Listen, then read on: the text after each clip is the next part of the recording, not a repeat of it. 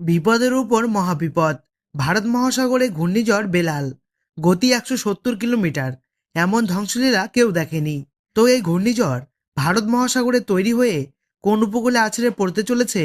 এই ঘূর্ণিঝড় যখন আছড়ে পড়বে তখন এর গতি প্রকৃতি কেমন হবে এর প্রাকৃতিক ধ্বংসলীলা এখন থেকেই কোন কোন জেলাগুলিকে সতর্ক করলো আবহাওয়া দপ্তর, বিস্তারিত জানিয়ে দেব এই ভিডিওটির মাধ্যমে।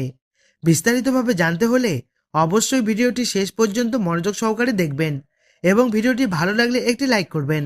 আর এমনই প্রতিনিয়ত আবহাওয়ার লেটেস্ট ট্রেন্ডিং খবরগুলি পাওয়ার জন্য আমাদের চ্যানেলটিকে সাবস্ক্রাইব করে পাশে থাকবেন।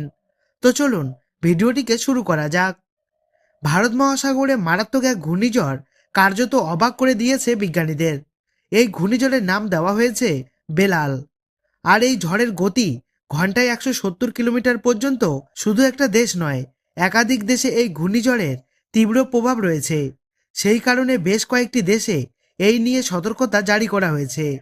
দক্ষিণ পশ্চিম ভারত মহাসাগর থেকে এই ঘূর্ণিঝড় ধেয়ে এসেছে।